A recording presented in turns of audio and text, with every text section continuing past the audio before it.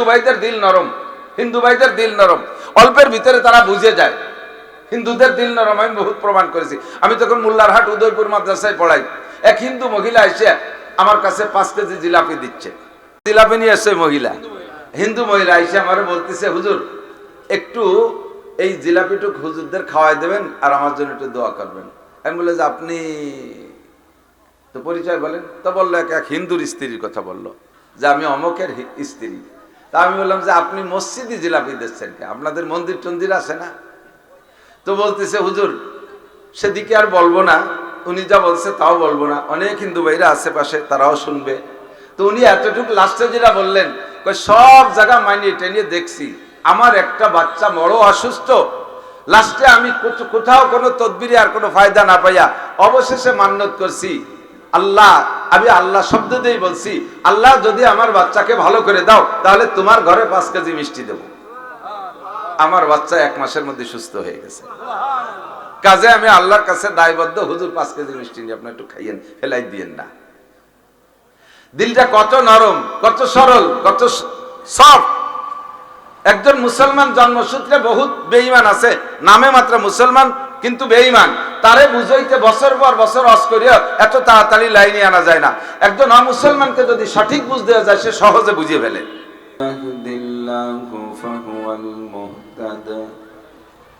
ومن يضلل فلن تجد له وليا مرشدا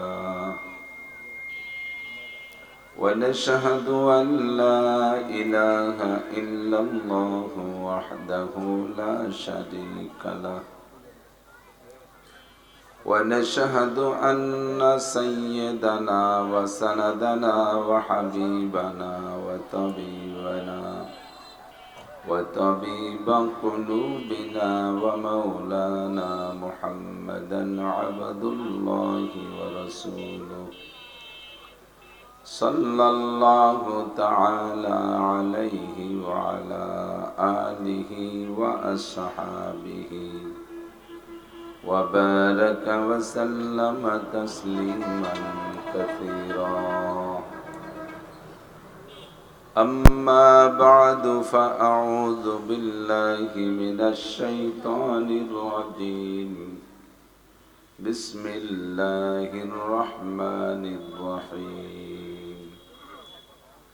من عمل صالحا من ذكر أو أنثى وهو مؤمن فلنحيينه حياة طيبة ولنجزينهم أجرهم بأحسن ما كانوا يعملون. ثم قال الله تعالى: من عمل صالحا فلنفسه ومن أساء فعليها. وقال محمد رسول الله صلى الله عليه وسلم: الكيس من دان نفسه وعمل لما بعد الموت والعاجز من أتبع نفسه هواها وتمنى على الله. سبحانك لا علم لنا إلا ما علمتنا إنك أنت العليم الحكيم. رب اشرح لي صدري ويسر لي أمري واحلل عقدة من لساني يفقه قولي. رب زدني علما.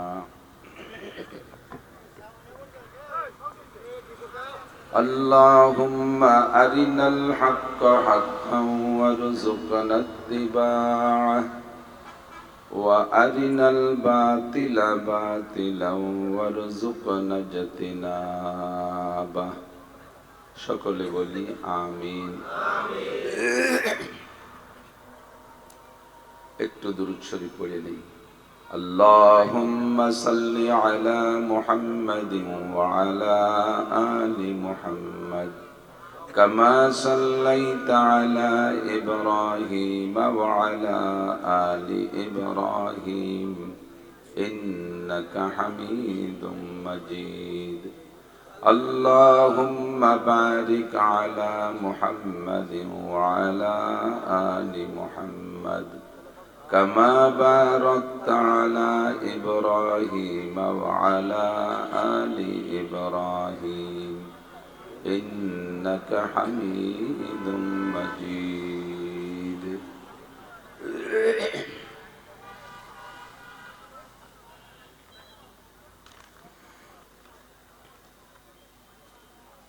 দক্ষিণ জলিরপাড় পূর্বপাড়া বাইতুল আমান জামে মসজিদের উদ্যোগে আয়োজিত বার্ষিক ওয়াজ মাহফিল।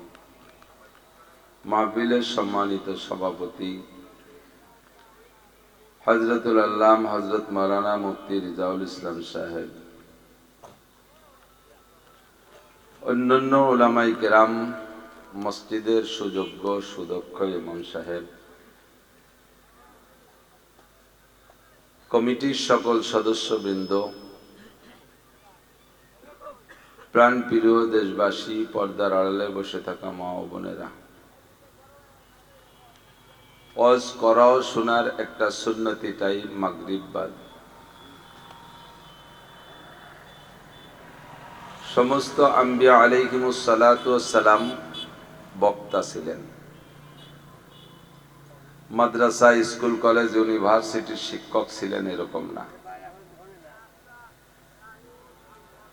উম্মতের হিদায়াতের জন্য বক্তা হিসেবে, বয়ান করনেওয়ালা হিসেবে পাঠিয়েছেন আল্লাহ পাক সমস্ত নবী রাসূলদেরকে। নবী শব্দের তর্জমা করতে যায় আমাদের বক্তারা মাঝে মাঝে নবীকে সাংবাদিক বলে বলে। বর্তমান সময়ের সাংবাদিক বললেই আমরা যেটা আতঙ্কিত, একটা ভিতরে একটা কেমন একটা ভাব সৃষ্টি হয়। নবী রাসূলদেরকে সাংবাদিক বললে সেদিকে মন মাথা চলে যায়। আল্লাহ, তবে বাস্তব হলো নবী আম্বিয়া আলাইহিমুস সালামদেরকে আল্লাহ পাক বয়ানের জন্য পাঠিয়েছেন, উম্মতের হিদায়াতের জন্য বক্তা হিসেবে পাঠিয়েছেন। সমসাময়িক শিক্ষালয়, বিদ্যালয় যেগুলো আছে, এরকম সিস্টেমের বিদ্যালয় সে সময় ছিল না। নবী রাসূলরা স্কুল, কলেজ, ইউনিভার্সিটির শিক্ষক এভাবে ছিলেন না, গতানুগতিক ভাবে। তো সব নবীরাই বয়ান করেছেন। সর্বশ্রেষ্ঠ বক্তা আখেরি নবী মুহাম্মদুর রাসূলুল্লাহ সাল্লাল্লাহু আলাইহি ওয়াসাল্লাম। প্রধান বক্তা তো শেষে আসে। আদম আলাইহিস সালাম থেকে নিয়ে শুরু কইরা 2.5 থেকে 3 লক্ষ বা আরো বেশি কম হতে পারে নবী রাসূলের সংখ্যা আল্লাহ ছাড়া কেউ জানে না। সুনির্দিষ্ট কোরআন কিতাবে কোন জায়গা সংখ্যা লেখা নাই। তো শেষ নবী মুহাম্মদুর রাসূলুল্লাহ, এর মধ্যেও কোনো সন্দেহ নাই। প্রথম নবী আদম আলাইহিস সালাম আর শেষ নবী মুহাম্মদুর রাসূলুল্লাহ সাল্লাল্লাহু আলাইহি ওয়াসাল্লাম। দুইজনের ভিতরে দুনিয়ায় আসার দিক দিয়ে 8 বা 8,500 বছরের পার্থক্য। আদম আলাইহিস সালাম দুনিয়ায় এসেছেন লক্ষ লক্ষ বছর আগে না, মাত্র আজ থেকে সর্বোচ্চ 10,000 বছর আগে। আল্লাহ, বিজ্ঞানীরা মাঝে মাঝে মানুষের হাড্ডি পায়, পুরন হাড্ডি, অনেক লম্বা লম্বা হাড্ডি পেয়ে মেশিন দিয়ে গবেষণা করে তার হায়াত নির্ণয় করে। বলে যেই হাড্ডিটা পেলাম এটা মানুষের হাড্ডি, কমপক্ষে 3 লক্ষ বছর আগের মানুষের হাড্ডি। ওয়াজ বুঝতেছেন না বিদায় ফাঁকে সুবহানাল্লাহ কয়ে ফেললেন। আদম আলাইহিস সালাম থেকে মানব জাতির আগমন শুরু হয়েছে না?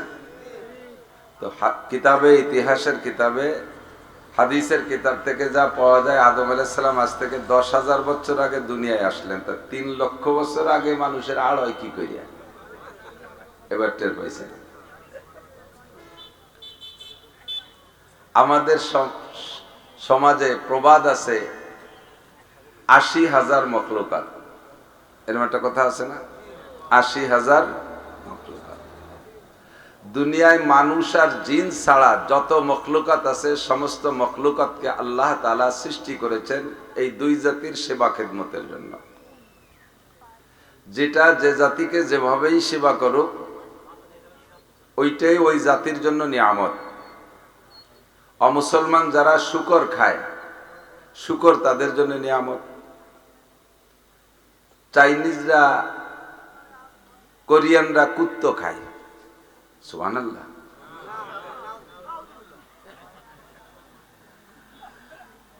তো কুত্তো তাদের জন্য আল্লাহ তাআলা অ্যাভেলেবেল বানাইছে।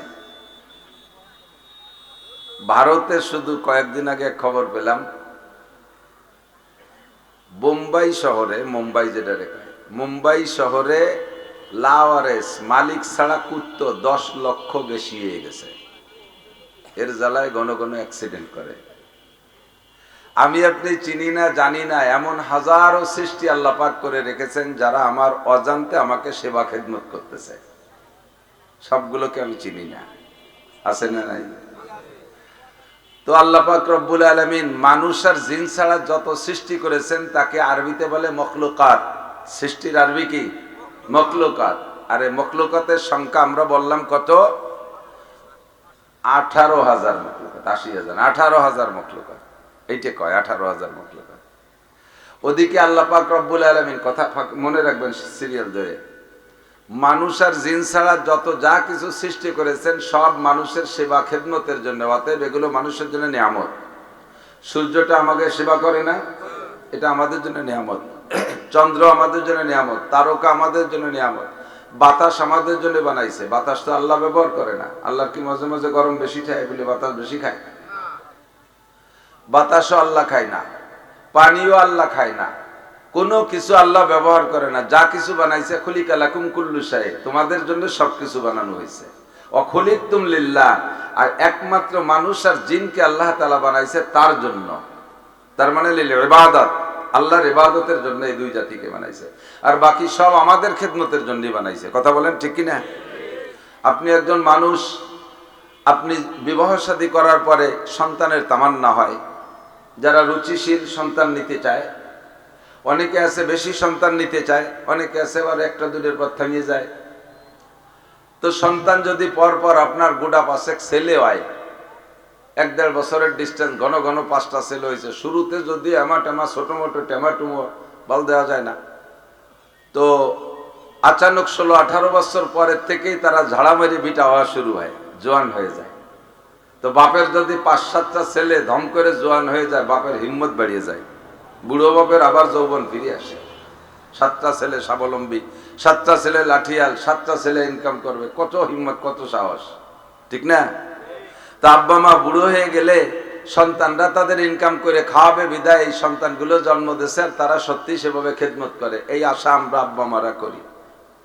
এই সামনে আর কিছুদিন পরে কুকুরে ডেলিভারি শুরু হবে। একটা কুত্তর 5টা পুত্র সন্তান হয়েছে। কোন মা কুত্ত কি এই বলে একটা অপেক্ষা করতে পারে যে আর মানুষের দুয়ারে দুয়ারে বাড়ি ধুড়ি পিটেন পাটান খাই বেড়াতে হবে না? 1টা বছর জাতি না জাতি ছেলেগুলো সব বেটা হয়ে যাবে, সব সরকারি চাকরি পাবে, জায়গায় বসে থাকবো আর ওরা কামাই এনে খাওয়াবে।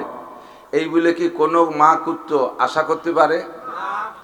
জন্ম দেবে সে, সেই বাচ্চা কুত্তগুলো তার মার খেদমত করবে না, তারাও আমাদের খেদমত করবে। আমাদের বাড়ি নাইট গার্ড, রাতের ডিউটি করবে, পাহারাদারি করবে। গাভীটা বাচ্চা দেয়, এই বাচ্চাটা বড় হলে তার মারে 1 মুঠ ঘাস কেটে খাওয়ায় না, খাওয়ায়? সে বাচ্চাটাও বড় হলে আমারই খেদমত করে, ঠিক কি না?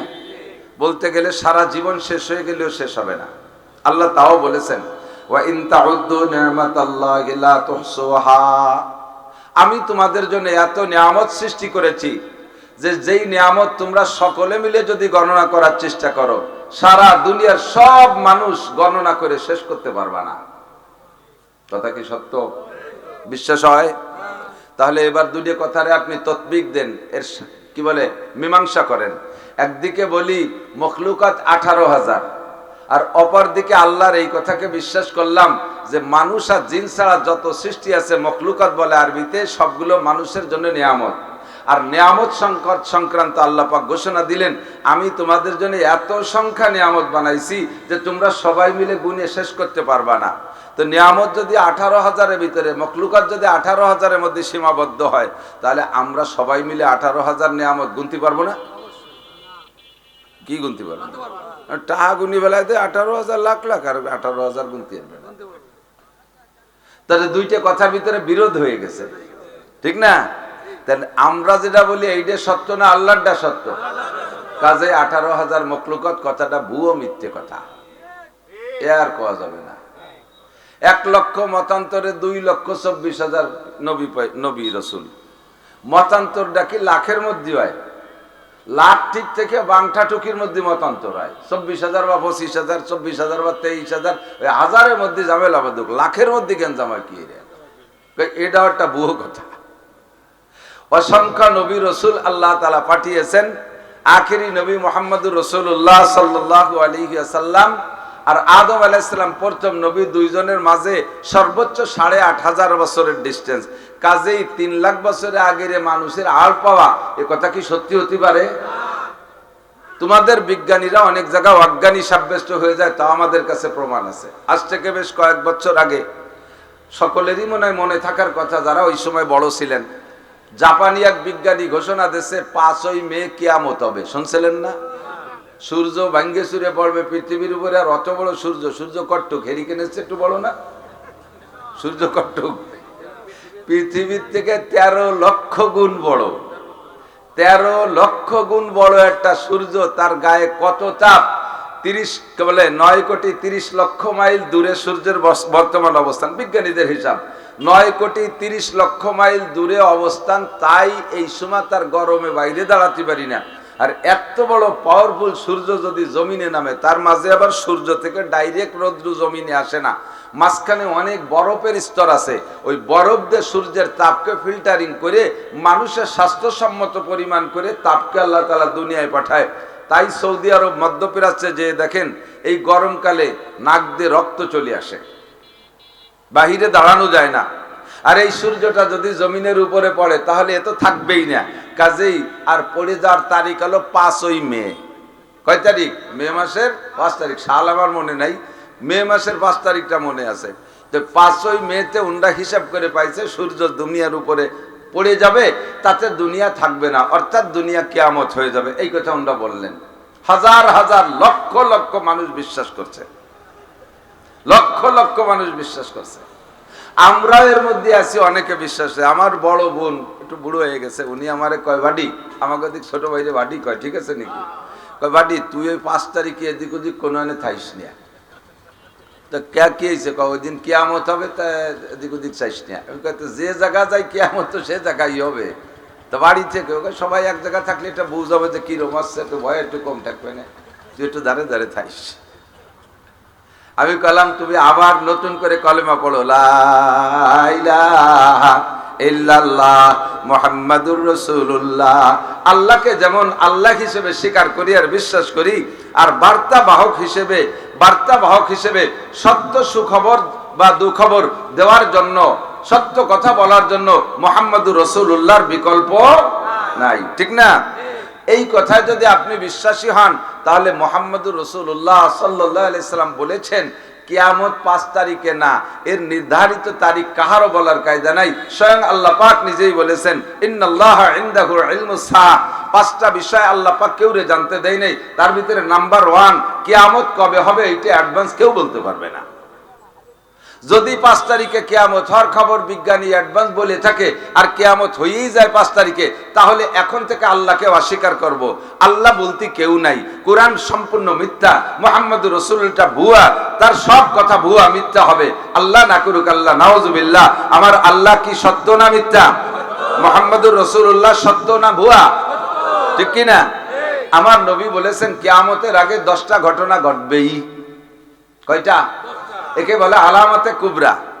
আলামতে কুবরা, বড় 10টা ঘটনা। এই 10 ঘটনার ভিতরে একটা হলো দাজ্জাল আসবে। দাজ্জাল হবে এক চোখ বিশিষ্ট। বাস্তবেই এমনি দাজ্জালের গুণের মানুষ আসবে অনেক, এ আসবে প্রায় 30 জন। দাজ্জাল ভুয়া খোদাই দাবি করবে, দাজ্জাল খোদাই দাবি করবে, দাজ্জাল নবী দাবি করবে, দাজ্জাল বহু কিছু দাবি করবে। এরকম দাবিদার অনেকেই আসবে, বহুত প্রভাবশালী হয়ে আসবে, এরকম প্রভাবশালী আসবে। দাজ্জালের মৌলিকভাবে সারা কপালে একটা চোখ হবে। আর তো এই অরিজিনাল দাজ্জালের আগে বাহ্যিকভাবে যদিও দুই চোখ, কিন্তু দেখে তাই যে এক চোখ দিয়ে দেখে, এক চোখা দাজ্জাল এ দুনিয়ায় বহুত আসবে, কিন্তু চোখে কপালে চোখ দুইটা, কিন্তু দুই চোখের এক চোখ দিয়ে এক পাশ করে দেখবে, এরকম দাজ্জাল বহুত আসবে। যেমন ডোনাল্ড ট্রাম্প, ইসরায়েল অন্যায় করে সে জায়গা তার কোনো দুই চোখ দিয়ে দেখে না, যখন হামাসরা কিছু করে সেই সময় চোখ কাট করে এক চোখ দিয়ে দেখে যে এই যে হামাসরা অন্যায় করছে। সারা দুনিয়ার হিন্দু বৌদ্ধ খ্রিস্টানরা অন্যায় করে সে সময় উনি এক চোখ দিয়ে দেখে, আর মুসলমানরা কিছু করলে সে সময় আর এক চোখ দিয়ে দেখে, চোখ সে সময় একটা হয়ে যায়, ঠিক না? এই ক্লাসের দাজ্জাল বহুত আসবে, কিন্তু অরিজিনাল দাজ্জাল যে তার সারা কপালে চোখ মূলত একটা হবে। এ দাজ্জাল কি আসছে? এক চোখালা দাজ্জাল কি আসছে নাকি? অরিজিনাল দাজ্জাল আসে নাই। কাজেই 5 তারিখে কিয়ামত সত্য না মিথ্যা? বিশ্বাস করেন তো? আল্লাহ 2 নম্বরে এই দাজ্জালকে ধ্বংস করার জন্য মাহদী আলাইহিস সালাম আসবেন, অথবা মাহদী আলাইহিস সালাম আগে আসবে, মাঝখানে দাজ্জাল আসবে, আর মাহদী আলাইহিস সালাম আসার পরে কিছুদিন পরে ঈসা আলাইহিস সালাম আসবে। এই তিনজনের কি আশা হয়েছে? তাহলে 5 তারিখে কিয়ামত বিজ্ঞানীর এই কথা, এটা বিজ্ঞানী কথা না অজ্ঞানী কথা? এ আমরা কোনোদিনও বিশ্বাস করি না, ঠিক না? হাজার হাজার আলেম উলামা পর্যন্ত দুর্বল হয়ে গেছে। বিজ্ঞানীরা কয় 16 তারিখে বৃষ্টি হবে, ঝড় হবে, তা দিয়ে হয়, তাহলে যদি তাই হয় তো এটাও হয়ে যেতে পারে। তাদের কোনো কথার পর আমরা বিশ্বাস এভাবে রাখলে ঈমান নষ্ট হয়ে যাবে। আমাদের ইয়াকিন থাকতে হবে কোরআন আর কিতাবের উপরে, ঠিক কি না? তো আখেরি নবী মুহাম্মদুর রাসূলুল্লাহ সাল্লাল্লাহু আলাইহি ওয়াসাল্লাম দুনিয়া এসেছেন আজ থেকে 1500 বছর আগে। প্রায় এই 1500 বছর আগে নবী আলাইহিস সালাতু ওয়াসাল্লামের সামনে জগতে একজন মুসলমানও ছিল না, যথেষ্ট ইহুদি আর নাসারা ছিল। ইহুদি হলো এই ইসরায়েলের গোষ্ঠী, আর নাসারা হলো খ্রিস্টান। নাসারা কি? খ্রিস্টান। এই দুইটা জাতি আমাদের নবীর আসার আগে ছিল। কিন্তু নবী যে আসছেন মক্কায়, এই মক্কায় হুজুরের আগে কোনো নবীর জন্ম হয় নাই। বিভিন্ন প্রান্তে শাম, সিরিয়া, লেবানন, জর্ডান এ সমস্ত জায়গায় দিয়ে বহু নবী হয়েছে, ইসরায়েল, ফিলিস্তিন, এখানে অনেক নবীর জন্ম, কিন্তু মক্কায় আল্লাহ তাআলা আমার নবীর আগে কোনো নবীকে পাঠায়নি জন্মসূত্রে। তবে যেখানে যে নবী আসুক না কেন, মক্কায় সকলের আশা লাগছে, কারণ মক্কাকে আল্লাহ তাআলা বানাইছে কাবাঘর। ইন্না আওয়ালা বাইতুন উদিয়া লিন-নাসি লাল্লাযী বিবাক্কাতা মুবারাকান ওয়া হুদাল লিল আলামিন। দুনিয়ার সবচাইতে সর্বপ্রথম ঘর কাবাঘর। এর আগে দুনিয়ায় কোনো ঘর আল্লাহ তাআলা কাউকে বানায়নি। আদম আলাইহিস সালাম দুনিয়ায় আসবেন এর 50 আলফা সানা, 50,000 বছর আগে আল্লাহ তাআলা ফেরেশতার মাধ্যমে কাবাঘর তৈরি করছেন। এই কাবাঘর নির্মাণের 40 বছর পরে আবার ফেরেশতা দিয়ে আল্লাহ তাআলা বাইতুল মুকাদ্দাস, যেটা মুসলমানদের প্রথম কিবলা, বাইতুল মুকাদ্দাস ফিলিস্তিন, এই বাইতুল মুকাদ্দাসকে আল্লাহ তাআলা ফেরেশতা দিয়ে বানাইছে। তখন দুনিয়ায় কোনো মানুষ নাই, আদম আলাইহিস সালাম আসার আগে 50,000 বছর আগে। আল্লাহু আকবার। আর এই কিবলা, এই দুইটা ঘরকে আল্লাহ তাআলা মুসলমানদের জন্য কিবলা বানাইছে। এজন্য যে নবী যেখানে আসুক সকলের এই জায়গা আশা লাগছে। আমাদের নবী কাবার পাশেই থাকবেন, কাবার দিকে নামাজ পড়বেন, কিন্তু 17 মাস মদিনায় যাওয়ার পরে হুজুরকে দিয়ে আল্লাহ তাআলা মসজিদে বাইতুল আকদাস, বাইতুল মুকাদ্দাসের দিকে ফিরাইয়া নামাজ পড়াইছে। এবং মেরাজের রাত্রে বাইতুল মুকাদ্দাসের ভিতরে নিয়ে নবী আলাইহিস সালামকে ইমাম বানাইয়া সমস্ত নবীদের রূহকে পিছনে আইনা দাঁড় করে দিয়ে আসমানের নিচে জমিনের উপরে যত ফেরেশতা ছিল সমস্ত ফেরেশতাদেরকে পিছনে দাঁড় করে দিয়ে নবী আলাইহিস সালামকে 2 রাকাত নামাজ পড়াইয়া ইমামতির মর্যাদা দান করেছেন। আল্লাহু আকবার। তো আমাদের নবী এর আগ পর্যন্ত যত নবী চলে গেছে সব নবী উম্মতকে ওয়াজ করছেন। আমাদের নবীও বয়ান করেছেন 23 বছর। কয় বছর? একটু খেয়াল করি, কয় বছর? নবীর বয়ানের তুলনায় সারা পৃথিবীর সমস্ত বক্তা না, শুধু আগে যত নবীরা চলে গেছে সব নবীদের বয়ান, সমস্ত বক্তাদের বয়ান, সমস্ত মুফাসসির আর পিসাবদের বয়ানকে এক পাল্লায় রাখলে আমার নবীর একদিনের বয়ানের সমান হবে না, ঠিক না?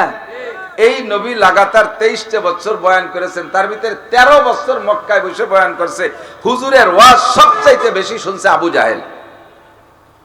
হুজুরের ওয়াজ সবচেয়ে বেশি শুনছে আবু জাহেল, আবু লাহাব, উতবা, সাইবা, ওলীদ ইবনে মুগিরা, আবু বকর, ওমরও অত শোনে নাই। তারা এক দুইবার শুনেই তারা হেদায়েত পেয়েছে। এরপরে হুজুরের কথা পাইলে কাছে তাকে সংগ্রহ করছে। আর এই শয়তানগুলো নবী আলাইহিস সালামের বয়ানের ভিতরে লুকমা ধরার জন্য, নবীকে বিপদগামী করার জন্য, নবীকে ভুল ধরার জন্য নবীর বয়ানগুলো খুব শুনতো। বয়ান শুনলেই যদি হিদায়াত পাওয়া যায়, তাহলে সবচাইতে বড় হিদায়াত পাইতো আবু জাহেল। নিজের চোখের সামনে নবী আলাইহিস সালামকে আটকায়া এমন এমন আজীব ঘটনা প্রমাণ করাইছে, যার একটা ঘটনা যদি আমার বাংলাদেশে, আমার ভাইদের ভিতরে, আমার হিন্দু ভাইদের মধ্যে প্রমাণ হইতো, প্রকাশ পাইতো, তাহলে বাংলাদেশের সব হিন্দু মুসলমান হয়ে যেত। আবু জাহেল আইসা কয়, ভাতিজা তুমি বলে নবী অনেক কিছু কও, তা তুমি এই আসমানের চাঁদ যারে দুই ভাগ করে দেখাও দি। চাঁদ বা কোথায় আর নবী বা কোথায়? এই জায়গার থেকে ওই জায়গায় বসে কি ইট বালি ভাতর বালি কি ভেঙে দুই ভাগ হয়ে যাবে? নবীর কাছে কি ক্ষেপণাস্ত্র আছে যে মারি দিয়ে দুই ভাগ করবে? এমন একটা উদ্ভট জিজ্ঞাসা।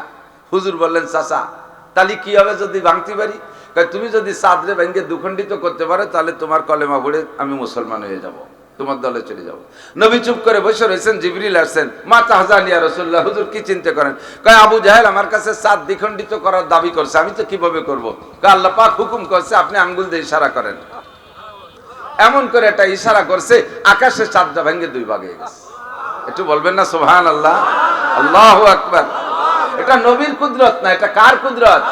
নবীকে দিয়ে আল্লাহ তাআলা এতটুকু করাইছে, বাকিটুকু করছে আল্লাহ। মা রামাইতা ইয রামাইতা ওয়ালাকিন্নাল্লাহ রামা। তুমি যখন ফিকে মারো, এটা হাতটা তোমার, কিন্তু ওর মধ্যে কুদরত থাকে কার? আকাশে যখন চাঁদ দ্বিখণ্ডিত হয়ে গেছে, মাঝখানে ফাঁকা হয়ে গেছে, হুজুর বলেন, চাচা ঠিক আছে? কয় যে না, তা করতে পারতেছি নাকি? চাঁদ ভেঙে দুই ভাগ হলো নাকি মাঝখানে একটু মেঘ এসে দাঁড়ালো, টের পাচ্ছি না। দাতালটা কি করতে এখন? তাহলে তুমি কি বলে বিশ্বাস করবা? কাজ চাঁদ দুই টুকরাকে জমিনে নামায় দেখাও। চাঁদ কি? চাঁদ কি ছোট ছোট দুইটা গিলাস, দুইখান প্লেট যে জমিনে নামাই দিলাম হয়ে গেল? তার জন্য জায়গা লাগবে না? তো আবু জাহেল দাবি করছে, নবী পাক আল্লাহর কাছে জানাইলেন। আল্লাহ কয়, ঠিক আছে ইশারা করো। হুজুর আঙ্গুল দিয়ে ইশারা করলেন, শাসা গতিতে দুই টুকরা চাঁদ মক্কায় এসে পড়ছে, সাইজে ছোট হইয়া, পরিমাণ মতো হইয়া। এটা তো আল্লাহর কুদরত। পরিমাণ মতো হইয়া মক্কায় বাদশার বাড়ির, কাবা ঘরের পাশে বাদশার বাড়ি আছে, ওর ওই পাশে দুইটা পাহাড় আছে। এক পাহাড়ের নাম জাবালে আবি কুবাইস, আর একটা পাহাড়ের নাম জাবালে কাইকুয়ান। কিতাবে হাদিসের মধ্যে লেখে, এই দুই পাহাড়ের উপরে দুই টুকরা এসে পড়ে গেছে। আগে চাঁদ আকাশ থেকে নিচের দিকে আলো দিত, এখন এই নিচের থেকে উপর দিক দিচ্ছে আলো। আশপাশে যত মানুষ দেখেছে সেই রাত্রে সকলে আতঙ্কিত। আরে না জানি আগের নবীদের কাছে খবর শুনেছি এরকম নাকি কিয়ামতের সময় চাঁদ খসে পড়বে, সূর্য খসে পড়বে, তারকা খসে পড়বে। আরে আকাশে চাঁদ খসে পড়লো, তাহলে কি কিয়ামত শুরু হয়ে গেল? একটা হইহুল্লা শোরগোল, কান্নাকাটি শুরু হয়ে গেছে। কিছুক্ষণ পর আবার হুজুর ইশারা করছেন, শাসা গতিতে চাঁদ দুটুকরা আকাশে যাইয়া সমানভাবে একটা পূর্ণ চাঁদ হয়ে গেছে। এইটা দেখছে কি আবু জাহেল। আমার বিশ্বাস, আমার বাংলাদেশে যদি 2 কোটি হিন্দু ভাই থাকে, খ্রিস্টান বুদ্ধ থাকে, তাহলে তাদের সামনে এই জামানায় এমন একটা ঘটনা ঘটবে, কেউ অবিশ্বাস করতে পারতো না, কেউ বেকলেমায় থাকতে পারতো না। সকলে আমার নবীকে নবী বলে স্বীকার করে এক আল্লাহ বিশ্বাসী হয়ে যেত। কথা বলুন ঠিক কিনা? হিন্দু ভাইদের দিল নরম, হিন্দু ভাইদের দিল নরম, অল্পের ভিতরে তারা বুঝে যায়। হিন্দুদের দিল নরম আমি বহুত প্রমাণ করেছি। আমি তখন মোল্লারহাট উদয়পুর মাদ্রাসায় পড়াই, এক হিন্দু মহিলা এসে আমার কাছে 5 কেজি জিলাপি দিচ্ছে। তো জিলাপি নিয়ে আসছে মহিলা, হিন্দু মহিলা এসে আমার বলতেছে, হুজুর একটু এই জিলাপিটুক হুজুরদের খাওয়াই দেবেন আর আমার জন্য একটু দোয়া করবেন। আমি বললাম যে আপনি তো পরিচয় বলেন। তো বললো এক হিন্দুর স্ত্রীর কথা বললো, যে আমি অমকের স্ত্রী। তা আমি বললাম যে আপনি মসজিদে জিলাপি দিচ্ছেন কে? আপনাদের মন্দির টন্দির আছে না? তো বলতেছে, হুজুর সেদিকে আর বলবো না, উনি যা বলছে তাও বলবো না, অনেক হিন্দু ভাইরা আশেপাশে তারাও শুনবে।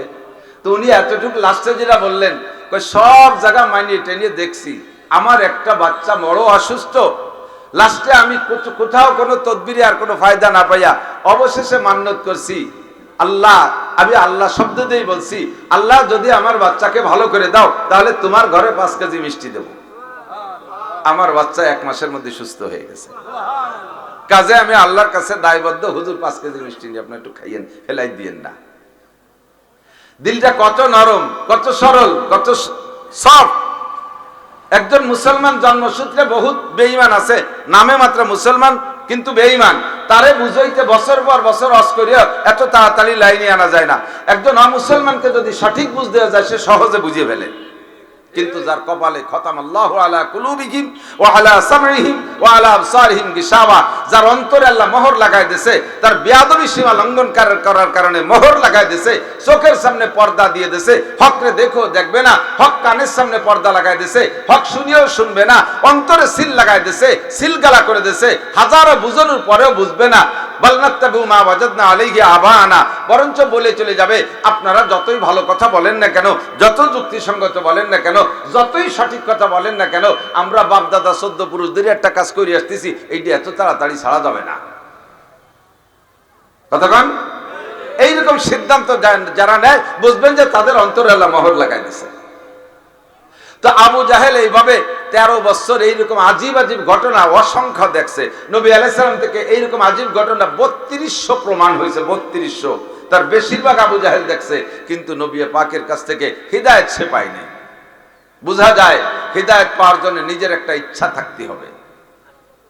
আল্লাহ পাক বলেন হিদায়াত দেওয়ার জন্য আমি প্রস্তুত আছি, তবে তুমি নেয়ার জন্য প্রস্তুত থাকতে হবে। তুমি যদি হিদায়াত না চাও তাহলে আমার অত দায় ঠেকি নেই। তোমার মতো লক্ষ কোটি মুসলমান মানুষ যদি জাহান্নামে চলে যায়, আমি আল্লাহ পাকের খুদাইর ভিতরে চুল পরিমাণ কমতি হবে না, আমার পদমর্যাদায় ঘাটতি হবে না। আর সারা পৃথিবীর সব যদি মুসলমান হয়ে যায়, আমার পদমর্যাদা বাড়বে না। আমি আল্লাহ যেখানে আছি সেখানেই থাকবো। তবে হিদায়াত পাইলে তোমার লাভ, আর হিদায়াত না নিলে তোমার লস। কথা বুঝেন? হিদায়াত নেওয়া এবং না নেওয়ার ব্যাপারে তোমার আমি স্বাধীনতা দিয়েছি, তোমার আমি বিলকুল স্বাধীনতা দিয়েছি। মানি তাদাফা ইন্নামা ইয়াহতাদি লিনাফসি, যে হিদায়াত গ্রহণ করবা তার স্বাধীনতা আছে, হিদায়াতের লাভালাভি তুমি উপভোগ করবা। আমান দাল্লাফা ইন্নামা ইয়াদিল্লু আলাইহা, আর যে গুমরাহির পথ বেছে নিবা তার কপাল সেই পোড়াইবা। এ জায়গায় তোমাকে গুমরাহ হওয়ার জন্য সুযোগ আছে। দুনিয়ায় হাজারো প্রাণী বানাইছি, কোন প্রাণীকে আমি স্বাধীনতা দেই নাই, এমনকি ফেরেশতাদেরকে আমি স্বাধীনতা দেই নাই। জিব্রাইলের এত ক্ষমতা, এত পাওয়ারওয়ালা যোগ্য সাহেব ফেরেশতা জিব্রাইল, সে ইচ্ছা মতো যা খুশি করতে পারে না। মিকাইল আলাইহিস সালামের এত ক্ষমতা, লক্ষ লক্ষ টনকে টন মেঘ মুহূর্তের ভিতরে এক জায়গা থেকে আর এক জায়গায় স্থানান্তরিত করে। এ মিকাইলের কোনো ব্যক্তিগত ক্ষমতা নাই, ইচ্ছা মতো যে কোনো জায়গা বৃষ্টি নামাইতে পারবে না। পারবে? কোথাও পারবে না। মিকাইল আলাইহিস সালামের যদি এরকম ব্যক্তি স্বাধীনতা থাকতো, তাহলে আমরা বাঙালিরা ঘুষ মুষ পয়সা, আমরা তো ঘুষ দিয়ে গুরু, ঘুষ দিয়ে মিকাইল আলাইহিস সালামকে কিনে ফেলাই দিতাম একদিন। আজরাইল আলাইহিস সালাতু ওয়াস সালাম সারা পৃথিবীর সমস্ত প্রাণীকে ধ্বংস করে। কত বড় শক্তিশালী ব্যক্তিত্ব, এই ব্যক্তির ভিতরে কোনো স্বাধীনতা নাই। আমি বদদুয়া করলাম আর আজরাইল আলাইহিস সালামকে বললাম আপনারে 50 কোটি টাকা দেওয়া হবে বাংলাদেশ থেকে, ডোনাল্ড ট্রাম্পের নেতানিয়াহুরে মারিয়ে দেন। আজরাইল কি তা পারবে? যতক্ষণ পর্যন্ত আল্লাহর হুকুম না হবে আজরাইল এই কাম করতে পারবে না। কোনো ফেরেশতার স্বাধীনতা নাই, হাতিটারও স্বাধীনতা নাই, মানুষের কাছে ধরা পড়ে যায়, শিকলে বন্দী হয়ে যায়, ইচ্ছে মতো যা খুশি করতে পারে না। রয়্যাল বেঙ্গল টাইগার শক্তিশালী বাঘ, একটা বাঘ যদি ট্যাকের হাট মাদারীপুরে জলিলপাড়া এলাকায় ঢুকছে বলে খবর পাই, আমরা একজনের জায়গা থাকবো না, যার যার বাড়ি চলে যাব। অথচ এক বাঘে এত মানুষে খাতি পারবে না, এটা আমরা ভালোই জানি, ঠিক না? কিন্তু একটা বাঘের ভয়তে এখানে থাকবো না। সেই এত বড় শক্তিশালী বাঘটারও স্বাধীনতা নাই। চিড়িয়াখানায় যেয়ে দেখেন কবে আটকায় তুইছে, সেই জেলখানার ভিতরে বসে বসে এতে কাপ করতেছে, 4টে দিলি খায়, না দিলি রোজা খায়, বসে বসে আল্লাহ বিল্লাহে, তার স্বাধীনতা শেষ। কতক্ষণ? বনের রাজা সিংহ, তারে আটকায় তুইছে, স্বাধীনতা শেষ। 50 লক্ষ টাকা 20 লক্ষ টাকা দামের একটা ষাঁড় গাবতলির হাটে কুরবানির সময় বিক্রি হলো, 2 টন তার গায়ে ওজন, কত শক্তি তার, তারও স্বাধীনতা নাই যে আর একজনের জমিতে যে ধান খাবে, ইচ্ছে মতো মার দিয়ে পরের ফসল খেয়ে বেড়াবে, তারও স্বাধীনতা নাই, গলায় পায়ে শিকল দিয়ে তারা বাঁধিয়ে রাখে, ঠিক কি ঠিক না? তো মানুষের স্বাধীনতা আছে না নাই? মদ খাবেন আল্লাহ মুখ দেখা করে দেয় না, সাথে সাথে জিনা করবেন সাথে সাথে আল্লাহ তাআলা ফেরেশতাদের পিটান শুরু করে দেয় না, সারা জীবন নামাজ পড়েন না, এর জন্য আল্লাহ আপনার অক্সিজেন বন্ধ করে দেয় নাই, আপনার জন্য ভাত কাপড় বন্ধ করে দেয় নাই। আপনি দুর্গা পূজায় যান, সে জায়গা যাওয়ার সময় আল্লাহ আপনার ঠ্যাং ভেঙে দেয় না। কালী পূজা, লক্ষ্মী পূজা, সরস্বতী পূজা, উড়াকান্দি যান মুসলমান, যাওয়ার সময় আপনার গাড়ি অ্যাক্সিডেন্ট করে না। আপনি গান বাজনা শুনতে যান, যাওয়ার পথে আল্লাহ পাক আপনাকে হস্তক্ষেপ করে না। চুরি করার সময় হাত কান প্যারালাইসিস করে দেয় না। ডাকাতি করার সময় আপনার হাত কান প্যারালাইসিস করে দেয় না, গান শোনার সময় কান্ডা ভয়রা করে দেয় না, মদ গাঁজা বা ফেনসিডিল খাওয়ার সময় মুখ কান্ডে প্যারালাইসিস করে দেয় না, আপনি হারাম খাইতেছেন জিহ্বা দিয়ে কত জিহ্বাটারে অচল করে দেয় না, আপনি এই জিহ্বা দিয়ে কত মিথ্যে কথা বলতেছেন, আল্লাহ পাক আপনার জিহ্বাটাকে প্যারালাইজ করে দিচ্ছে না, তাৎক্ষণিকভাবে কোনো অ্যাকশন আল্লাহ পাক নিচ্ছে না। এর মানেই হলো জগতে আপনি ভালো মন্দ যাহাই করবেন সব জায়গা সবকিছু করার স্বাধীনতা আপনার আছে। কথা বলেন, মসজিদে যাবেন এর জন্য আল্লাহ আপনার স্বাধীনতা দিয়েছে, মন্দিরে যাবেন স্বাধীনতা দিয়েছে, মাদ্রাসায় যাবেন যার স্বাধীনতা আছে, স্কুলে যাবেন যার স্বাধীনতা আছে, টুঙ্গির ইস্তেমায় যাবেন যার স্বাধীনতা আছে, উলাকান্দি ঠাকুর বাড়ি যাবেন যার স্বাধীনতা আছে, আছে না নাই? ও জায়গা যাইতে, খারাপ জায়গা যাইতে গেলে ঠ্যাং ভেঙে দেয় না, পা ভেঙে দেয় না, আবার ভালো কাজের জন্য আল্লাহ পালকিও পাঠায় দেয় না। এই যে মাহফিলে আছেন, কাজটা ভালো না মন্দ? মন্দ না ভালো? ভালো কাজ। এর জন্য কি আপনাকে কের বাড়ি আল্লাহ আলাদা করে ফেরেশতা যে পালকি ভেটাই দিছে, ব্যান ভেটাই দিছে? যার যার কায়দায় সেই আইছেন। স্বাধীনতা আছে, এই বিদায় আমরা আসতে পারছি, স্বাধীনতার বদৌলতে আর এক দল আসে নাই, ঠিক না? এই স্বাধীনতা নিয়ে আপনি যদি ভালো কাজ করেন, স্বাধীনতাকে যদি ভালো জায়গা ব্যবহার করেন, তাহলে আপনার লাভ কি? মানি তাদাফা ইন্নামা ইয়াতাদি লিনাফসি, হিদায়াতের বিনিময়ে আমি আল্লাহ পাক রেখেছি বিশাল কিছু, জান্নাতিন তাজরি মিন তাহতিহাল আনহার খালিদিনা ফিহা আবাদা রাদিয়াল্লাহু আনহুম ওয়া রাদু আন। জোরে বলি সুবহানাল্লাহ। তোমাদের জন্য রেখেছি জান্নাত। কেমন জান্নাত? খেয়াল করেন, তোমাদের জন্য হিদায়াত প্রাপ্তদের জন্য রেখেছি পুরস্কার। পুরস্কারের নাম হলো জান্নাত। আখিরাতে কি জান্নাত পাবা কি? তার মধ্যে ওয়ালাকুম ফিহা মা তাশতাহি আনফুসুকুম ওয়ালাকুম ফিহা মা তাদউন। জান্নাতীদেরকে জান্নাতে ঢুকাই দিয়া আল্লাহ তাআলা প্রত্যেক জান্নাতীকে তার আমলের প্রতিদান বুঝাই দেবে। প্রত্যেক আমলের প্রতিদান বুঝাই দেবে। কি কারণে তুমি কি পাইলা? তোমার জান্নাতের ভিতরে এই যে দেখতেছো, এটা নামাজের বিনিময়, এইটা দেয়া হলো রোজার বিনিময়, এইটা হজের বিনিময়, এইটা যাকাতের বিনিময়, এইটা তিলাওয়াতের বিনিময়, এইটা জিকিরের বিনিময়, এইটা ফরজের বিনিময়, এইটা ওয়াজিবের বিনিময়, এইটা তাহাজ্জুদের বিনিময়। একটা একটা করে বুঝাই দেবে। জান্নাতের মধ্যে 4টে নদী থাকবে। কয়টা নদী? প্রত্যেকের জান্নাতে থাকবে। এর পুরো বেস্টে 8টা বেস্টে জড়ায় 4টে নদী, তালিতে আবার শেষে ওই নদী নিয়ে আবার ওজনে যারা তারা ইন্ডিয়া লাগে হতে পারে, বানটান দিয়ে পানি বন্ধ করে দিতে পারে। এই 4 নদী কি কি? পদ্মা, মেঘনা, যমুনা, মধুমতি। আসালাম মুসাফফা 1 নম্বরে, মা আনতহুরা পবিত্র পানির নদী, কোন সুবহানাল্লাহ। আসালাম মুসাফফা 2 নম্বরে মধুর নদী। মধু খাইতে শাক কাটা লাগবে না, নদী ভরা মধু। 3 নম্বরে লাবানান খালেসা পিওর দুধের নদী। ও নদীতে খালি দুধ, ওই দুধের মধ্যে আবার চিংড়ি মাছ নাই। ও নদীর দুধের ভিতরে কোনো ভেজাল নাই, কোনো পানি নাই, পিওর দুধ। আর দুধ দুধ খাইতে গাই পালা লাগবে না, গোবর ফেলানো লাগবে না, ঘাস কাটা লাগবে না। কন্যা সুবহানাল্লাহ। 4 নম্বরে শারবাতান সায়েগাল লিশারিবিন, কলিজা ঠান্ডা করার মতো শরবতের নদী। আপনাকে বুঝাই দেয়া হবে, প্রথম দিন পুরুষরা জান্নাতে যাবেন, এক একজন পুরুষকে আল্লাহ তাআলা 72 জন স্ত্রী দেবে প্রথম দিন। এবার একটু সুবহানাল্লাহ কম যায়, কম হয়ে গেছে বউ। 72 জন বউ, নাকি ভয়তে সুবহানাল্লাহ করলেন না? যে আমাকে বাড়ির পাশে একজন 2 বোর জ্বালায় বাড়ি থাকতে পারে 12 মাস কাল তবলিগি থাকে, আর 72টা বউ হলে বেস্ট তো দূরই কথা, দোজকেই থাকতে পারবো না নাকি? আল্লাহর কসম, ওই বউকের মধ্যে গ্যাঞ্জাম হবে না। 72টা স্ত্রী, বলবেন কি সুবহানাল্লাহ। কমে গেলে আর একটু বলি, পরিষ্কার হাদিস, সহি হাদিস, জান্নাতের ভিতরে এমনি তার এই যে কেলাকে সুকিনের বাজার হবে না। ওগুলো যা দরকার সব ঘরে ঘরে বসে পাবেন, অনলাইনে চলে আসবে। বউ কিন্তু একটা বাজারে যা লাগবে, ওই বাজারের নামই বউ বাজার। এক একজন জান্নাতি পুরুষ প্রত্যেক মাসে 1000 করে নতুন করে বিয়ে করবে। কন্যা সুবহানাল্লাহ। ওই সারা জুতি এত বউ যে কি করবো, সে যা করার দরকার সেই সময় করেন, কিন্তু পাবেন আমি কয়ে দিয়ে গেলাম। এরপরে কথা সব দেওয়ার পরে কি বলে, এদিক তাকান, জান্নাতের ভিতরে ঘর বাড়ির দরকার না। জান্নাত কিন্তু একটা ফাঁকা জায়গা, জান্নাত একটা খোলা মাঠ, ওর মধ্যে কিচ্ছু নাই আপাতত।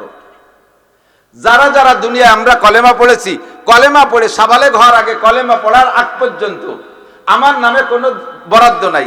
আমার নামে এক দাগ জমি আছে, কিন্তু ওইটাকে নামে আনতে হলে, রেকর্ড সংশোধন করে, মিউটেশন কমপ্লিট করে নামে আনতে হলে লাগবে লা ইলাহা ইল্লাল্লাহ মুহাম্মাদুর রাসূলুল্লাহ। এই কলেমা পড়ে জমি রেকর্ড করতে হবে। যারা কলেমা পড়েছে প্রত্যেকের নামে এক দাগ জমি দলিল হয়ে গেছে। বলেন সুবহানাল্লাহ। জমিটা কতটুক?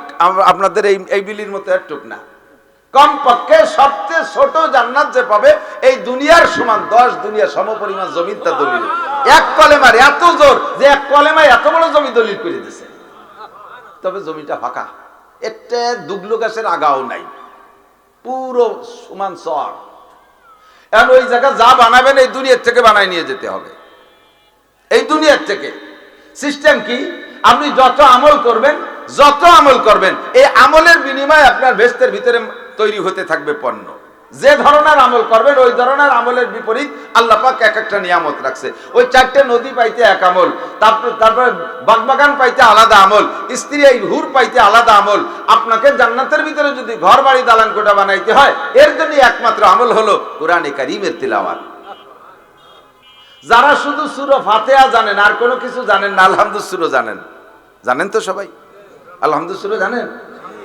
শুধু আলহামদুলিল্লাহ ছাড়া কিছু জানেন না। জীবনে যতবার আলহামদুলিল্লাহ পড়বেন অতটা 7 তালা দালান হবে। যতবার আলহামদুলিল্লাহ পড়বেন অতটা 7 তালা দালান হবে। আর এক বৈঠকে এক তালে এক তরতিবে যদি এক খতম কোরআন শরীফ জীবনে একবার পড়েন, আল্লাহর কসম দেখেও যদি পড়েন, হাফেজ হওয়া জরুরি না, দেখেও যদি এক খতম পড়েন, আপনার জন্য জান্নাতের ভিতরে কোরআন শরীফের আয়াত সংখ্যা পরিমাণ, আয়াতের সংখ্যার মধ্যে মতানৈক্য আছে। কেউ বলে 6666, কেউ বলে 6236। যেটাই হোক না কেন, এই আয়াত সংখ্যা পরিমাণ বিল্ডিং আপনার জান্নাতের মধ্যে তৈরি হয়ে যাবে। কোনো ইট বালি সিমেন্ট এই জায়গাতে আলাদা পাঠানো লাগবে না। একদল ব্যঙ্গ কর্নেলা, ঠাট্টা কর্নেলা আমাকে উপহাস করে, এখানে বসে কোরআন শরীফ পড়ে বেহেশতের মধ্যে দালান হয়। তুমি মানে ইট বালি ফাটাইছো কার গাড়ি দিয়ে? কোন বাটার ইট পাঠাইছো? সিমেন্ট কবে পাঠাইলে? ইঞ্জিনিয়ার কিনা, রাজমিস্ত্রি কিনা? আরে সুরা এ জায়গাতে পাঠানো লাগে না। বর্তমান দুনিয়ার সবকিছু আমাদের আখেরাতের জন্য উদাহরণ। তুমি আমেরিকায় থেকে কোটি টাকা পাঠাও, 10 বছর পর আইসে দেখো যে ঢাকার প্রাণ কেন্দ্রে তোমার 30 তালা দালান হয়ে গেল। তুমি ওই জায়গা থেকে টাকা পাঠালে যদি এই জায়গা দালান হতে পারে, আমি এই জায়গা থেকে কোরআন শরীফ পাঠাইলে জান্নাতের মধ্যে দালান হইতে পারে কি পারে না? ঠাট্টা হয়ে রেখা বাপের কবরের ভিতরে কুলুসুরো বেড়ে নিয়ে কি পাঠাও, কবর দিয়ে গাদাইয়ে টাইট করে পাড়াইয়ে বন্ধুরে তুই একটু হুটু ভাটা দরজা রাখো না কোনো জায়গায় দিয়ে। এই কুলুসুরো ঢোকে কোন জায়গায় দিয়ে? তারে কি কব? তুই যে তোর বাপ যে চট্টগ্রামে থেকে টাকা পাঠাইলে তোর মোবাইলের বিকাশে, এই মোবাইলের বিকাশের মধ্যে টাকা ঢোকে কি ঢোকে না? তা টাকা ঢোকলো কোন ফুটো দিয়ে তা তো একটু দেখতে পারলি না। তোর মোবাইলের মধ্যে যেই ফুটো দিয়ে টাকা ঢোকে, আমার আব্বার কবরের মধ্যে তো সেই ভাগ দিয়ে কুলুসুরো ঢোকে, দোয়া কালাম ঢোকে। ঠিক কি ঠিক না? মানজারা কবরা ওয়াহি ইয়াউমাল জুমআ কুফিরা লাহু মা তাকাদ্দামা মিন যামবিহি। জান্নাতীদেরকে জান্নাতের ভিতরে সব নিয়ামত বুঝে দেওয়ার পরে জান্নাতীদেরকে বলবে, ফাল ওয়াজাতুম মা ওয়াদা রাব্বুকুম হাক্কা। তোমরা কি পেয়েছো? আমার মাওলানা নাসির, আমার মাওলানা রেজাও লিখে দিয়ে যে তোমাদের বেহেশতের প্রলোভন দিয়েছিলাম, যা যা বলা হয়েছিল, পাইছো সবাই? ফাল ওয়াজাতুম, পাইছো? সবাই বলবেন আলহামদুলিল্লাহিল্লাযী কদ ওয়াজাদনা মা ওয়াদানা রাব্বুনা হাক্কা। সব প্রশংসা সেই আল্লাহর, যে আল্লাহ পাক আমাদের যাহা ওয়াদা করেছে হুবহু তা সম্পূর্ণ আমাদেরকে দিয়ে দিয়েছে, সব আমাদের বুঝাই দিয়েছে। কাজেই প্রশংসা কার? আল্লাহর। তবে জান্নাতীদের ভিতরে হালকা হালকা সংশয় বোধ হতে থাকবে। এত সুখ এই কি কপালে সবে কি সবে না আল্লাহ জানে। মানুষই কয় না, ছোট ছোট পোলাপান যদি বেশি চালু চঞ্চল হয়, ইয়া টেকবে না, এ যে চালু মনে হয় বাঁচবে না বেশি দিন, এরকমটা কয় না? হঠাৎ করে বেশি সুখ কপালে এসে গেলে কয় যে এ সুখ মনে হয় টেকবে না কপালে, এরকম একটা সন্দেহ। এটা বাংলাদেশেরই সিস্টেম। 5 বছর ক্ষমতায় থেকে সুখ, মোটা সুখ নিয়ে করে 5 বছর চলে যাওয়ার পরে সে সুখ কপালে তো দিয়ে। খেয়াল করেন হাদিসে এদিকে দিকে, মান বানা মসজিদান লিল্লাহ বানাল্লাহু লাহু বাইতান ফিল জান্নাহ। যারা আল্লাহর ঘর মসজিদ বানায়, আল্লাহ তাদের জন্য জান্নাতের মধ্যে বালাখানা বানায়। কথা কি আজকে বুঝতেছেন না? তালে তালে সুবহানাল্লাহ। তো দুনিয়ায় একটা মসজিদ বানালি একটা বালাখানা, আপনি বানাইছেন মসজিদ, বালাখানা তো আর বানাইয়া ওরিব ধরে দেবে না, আর একজনরে দেবে না, আপনার বালাখানা আপনার নামেই দলিল। খেয়াল করতেছেন? তাহলে দুনিয়ায় মসজিদ বানাইয়া বালাখানা বানাইলেন বেস্তের ভিতরে, আপনি এখন বেস্ট হাসরের মাঠে যে বলবেন আল্লাহ আমি ওই হিসাব নিকাশের দাঁত দাঁড়ি নিয়ে আমি মসজিদ বানাই দিয়েছি, ওই আমার সেই মসজিদের বিনিময়ে যে বালাখানাটা সেইটা কো, আমি তোমার কাছে অন্য কোনো চাচ্ছি টাচ্ছি না, আমার মসজিদের বিনিময়ের বালাখানাটা দেখাই দাও, আমার বালাখানায় আমি থাই। আল্লাহ কয় ওই যে তোমার মসজিদের বিনিময় বালাখানা, যাও চলে যাও তোমার বালাখানা। যাইয়ে দেখো যে বালাখানায় তালা দিয়া, বালাখানায় কি দিয়া? তালা দিয়া। কাল্লাই তালা দিয়া যে আটকানো যে এক ঢুকবো কি রে? কয় যে ঢুকতি জন্য যে চাবি লাগে ওই তালা খুলতে, সেই চাবির নাম দুনিয়ায় শোনো নাই, আসসালাতু মিফতাহুল জান্নাহ। মসজিদ বানাইয়া বালাখানা একটা দলিল করছো, কিন্তু নামাজ পড়ি তো চাবি বানাও নাই। আপনি বাড়ির থেকে আইছেন ওয়াজ শুনতি, বাবিরও নিয়ে আসছেন, বাবি ওই পাশে বসা, ছেলে পেলে বাড়ি নাই, দুইজনই থাকেন বাড়ি। এখন আপনার পকেটে চাবি রয়েছে, সেই চাবি আসার পথে বা যা যে কোনো সময় হারাই গেছে, দুইজন রাত্রি বাড়ি যাবেন, যাইয়ে ঢুকবেন কি রে? বাড়ি তো আপনার, চাবি লাগবে না? দুনিয়ার তালা না কুরুল দিয়ে বলা ভেঙে বেলায় দিলেন, জান্নাতের তালা তো আর আপনার কুরুলির বাড়িতে ভাঙলেন, তো কুরুলি তো নাই। কথা কন? তাহলে ওই তালা খুলতে কি লাগবে? চাবি লাগবে। তালা খুলতে কি লাগবে? চাবি লাগবে। আর ওই চাবির নাম কি? জোর হলো না? চাবির নাম কি? জান্নাতি তালার চাবির নাম নামাজ। লিকুল্লি মিফতাহিন আসনান। এবার সব চাবিতে দাঁত আছে, সব চাবিতে কি আছে? দাঁত ছাড়া সোজা চাবি হয় না। এই আমার কাছে মেলাডুন আছে, চাবি আছে, দাঁত ছাড়া কোনো চাবি নাই। তো লিকুল্লি মিফতাহিন আসনান, সব চাবিতে দাঁত আছে, আর সব দাঁতও সমান না। সব দাঁত কি সমান? ছোট বড় আছে না? তা নামাজও যদি জান্নাতের চাবি হয়, তারও দাঁত আছে, তারও দাঁত কটা সমান না। 13টা বড় দাঁত, 13টা বড় দাঁত। এর নাম হলো আহকাম 13 ফরজ। এই 13টা কি? বড় দাঁত। 14টা মাইজিয়ে দাঁত, 2 নম্বর সেকেন্ড। 14টা ওয়াজিব, 14টা ওয়াজিব। আর 28টে ছোট দাঁত, তার নাম সুন্নতে মুআক্কাদা। দাঁড়ানোর মধ্যে 7টা, রুকুতে 7টা, সিজদায় 7টা, বসার মধ্যে 7টা, 4 7 28। এই 3 প্রকার দাঁত কি আপনার চাবিতে ঠিক আছে? যদি 3 প্রকার দাঁত আপনার চাবিতে না থাকে, ইচ্ছে মতো নামাজ পড়ছেন, ওই 13 ফরজের 13 দাঁতের 2টি মাইর খেয়ে গেছে, খুলবে? আবার চাবি বানাইছেন, দাঁতও 3 প্রকারের ঠিক আছে, খেয়াল করেন, দাঁতও 3 প্রকারের আছে, কিন্তু ডালার সময় এই জায়গায় 1 ফুট বেশি, এই জায়গায় 1 ফুট বেশি, এই কোনায় একটু বাড়িয়ে গেছে, তাহলে কি ঢুকবে? ওই যেটু ফুট ফুট পড়ছে বেশি, ওর কারণে বাড়িয়ে যাবে না? এইরকম নামাজের চাবিতে 19টে ফুট আছে। নামাজ ভাঙ্গার কারণ 19টে, নামাজ ভাঙ্গার কারণ এই 19টে ফুটার 2-4টে ফুটাও যদি আপনার চাবির গায়ে লেগে থাকে, ওই চাবিতে জান্নাতের তালা খুলবে না। বালাখানা বানাইছেন মসজিদ বানাইয়া, মসজিদের বিনিময়ে বালাখানা, তবে এই বালাখানায় ঢুকতে যে তালা খোলা লাগবে, সেই তালার নাম, সেই চাবির নাম হলো নামাজ। আসসালাতু মিফতাহুল জান্নাহ। কাজেই আপনার এই নামাজকে দাঁত বিশিষ্ট, পরিষ্কার পরিচ্ছন্ন, ওই 19টে ফুটা যেন না পড়ে, 3 প্রকারের দাঁত যেন ছোট বড় এলোমেলো না হয়ে যায়। যার যার স্থানে 13টা বড় দাঁত, মাঝে দাঁত 14টা, ছোট দাঁত 7টা 28টে, এই 3 প্রকারের দাঁত দিয়ে আপনি নামাজ বানাইয়া তারপরে যাইয়েন ইয়াদখুলুল জান্নাতা বিগাইরি হিসাব, বিনা হিসাবে আপনি জান্নাতে চলে যাবেন। বিশ্বাস হয়? কথা বুঝে আসছে? আল্লাহ আজকে থেকে পাক্কা প্রতিজ্ঞা, নামাজ পড়লে ভালো লাগে না মন্দ লাগে? যারা নিয়মিত পড়েন তারা এক ধরনের জব দেন, আর যারা পড়েন না তারাও আর এক ধরনের জব দেন। যারা নিয়মিত পড়েন তারা যদি কারণবশত অ্যাক্সিডেন্টলি কোন এক ওয়াক্ত নামাজ পড়তে না পারেন, বলেন তো কেমন লাগে? ভয় লাগে কি লাগে না? ফজরের নামাজ না পড়ে ঘরের থেকে বেরোইতে হাত পা কাঁপে কি কাঁপে না? মনের থেকে বুঝে আসে যে কোনো হয়তো অ্যাক্সিডেন্ট করবানি, নইলে যাতে হাত দেবানি তাতে লস হয়ে যাবে, এরকম একটা আতঙ্ক লাগে কি লাগে না? আর যারা মোটেই পড়েন না তারা একটু সাক্ষী দেন তো, কখনো যদি এক ওয়াক্ত নামাজ যে কোনো পালাই পড়িও পড়েন, আজকে ধরে নেন এখানে মাহফিল হচ্ছে, এখানে ইশার আজান হবে, নামাজ হবে, এই জায়গায় যদি এক ওয়াক্ত নামাজ পড়েন আজকে, আপনি বলেন তো আপনার মনের মধ্যে আলাদা একটা আনন্দ লাগে কি লাগে না? নিয়মিত যারা পড়ে না তারাও একত্র যদি করে তালে পড়ে ফেলে, দেখবেন যে আপনার বুকের মধ্যে একটা হিম্মত, একটা সাহস আসবে, আমি নামাজ পড়ে আসছি, আল্লাহ আমারে কমপক্ষে আজকে রাস্তায় অ্যাক্সিডেন্ট দেবে না, আমি যাতে হাত দেবো তাতে বরকত হবে, এমন একটা সাহস আসে। যেই লোকটা একেবারে ভুতুড়িয়ে কালা, দাইপো কালা পর্যন্ত এদেশে বিল আছে না, বিলির মধ্যে ধাপ ধপ আছে, ওই বিলির মধ্যে যে বাড়ি বহুত আছে, কারা বেশি কালা কারা তাও জানি, তা করলাম না। তিন দাইপো কালা, জন্মের কালা, এও যদি লাগাতার 40 দিন নামাজ পড়ে, দেখবেন ওর কালোর ভিতরে আলাদা একটা নুরানি ফোকাস বেশি উঠছে, ঠিক না? নামাজি মানুষ যদি টুপি পরে গাড়ির ড্রাইভার হয়, আপনি সেই গাড়িতে যদি উঠতে যান, দেখবেন মনের মধ্যে একটা সাহস লাগবে, লোকটার মাথায় টুপি আছে, আলাং ফালাং চালাবে না, রাত চালাবে না, লোকটা দোয়া কালাম পড়ছে, ও নিশ্চয়ই নামাজি মানুষ, তার গাড়িতে একটা নিরাপদ মনে হয় কি হয় না? আর যেই গাড়িতে উঠেই দেখবেন যে ড্রাইভার সিগারেট ফুকোচ্ছে, পুরো গাড়িতে সিগারেটের গন্ধে ধুমু হয়ে গেছে, উঠার সময় ভয় লাগে যে আল্লাহ কোন জায়গা যেন নিয়ে ঢেলি দেয়, ঠিক না? নামাজি আর বেনামাজির পার্থক্য সব জায়গা বোঝা যায় কি যায় না?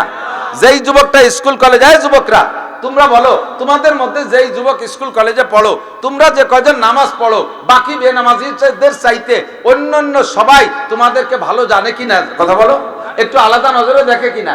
স্যাররাও তোমাদেরকে ভালো জানে, সমাজের মানুষও তোমারে ভালো জানে, যেহেতু সমাজও ভালো জানে, কাজে আল্লাহ তোমাকে ভালো জানবে। তুমি যে কোনো জায়গায় ইন্টারভিউ দিবা, অন্য ভালো মেধাবীদের চাইতে তুমি কৃতকার্য হবা, তুমি যে জায়গায় হাত দেবা সেই জায়গায় বরকত পাবা। এটাই হলো আল্লাহ রসুলের ওয়াদা। 1 নম্বরে ইরফান হুজিকুল আইশ, নামাজি ব্যক্তি থেকে আল্লাহ তাআলা দুনিয়ায় অভাব দেয় না। অভাব দেয় না মানে আবার বুঝেন না যে রিকশা চালানোওয়ালারে আল্লাহ বিমানের পাইলট বানায় দেয়, দিলি সে দিতে পারে, এটা তার ক্ষমতা আছে। কিষেন কামলারে দরিয়াটলা ইন্ডাস্ট্রিজের মালিক, একটা অটো রাইস মিলের মালিক বানিয়ে দেবে, ভাবেন না। রিজিকের অভাব না হওয়ার কি মানে? ভাইজান ইন্ডাস্ট্রিজের মালিক, অটো রাইস মিলের মালিক, উনার দৈনন্দিন 1 লক্ষ টাকা ইনকাম আছে, উনি নামাজ পড়বে নিয়মিত, উনার এই 1 লক্ষ টাকা থেকে কমবে না। আমি রিক্সা চালাই, ডেলি 1000 টাকা পাই, আমি নিয়মিত নামাজি, আমার এই 1000 টাকা থেকে কমবে না। আল্লাহ তাআলা আমার ওই 1000 টাকার দরজা খোলা রাখবে। একজন 5000 টাকা কামাই করে নামাজি, ও নামাজের কারণে ওর 5000 টাকা ইনকামের দরজা খুলবে না। এর মানে হলো রিজিকের বরকত, রিজিকের অভাব হবে না। 5000 টাকা আল্লাহ ধরিয়ে রাতারাত 5 কোটি টাকার মালিক হইতে চাবেন, এই আশাও আপনার করা ঠিক না। আল্লাহ তাআলা আমাকে যে হালাতে রাখছে রুজিতে, সেই হালাতের উপরে বরকরার রাখুক, এর চেয়ে আল্লাহ নামায় না দেয়, বলেন আমিন।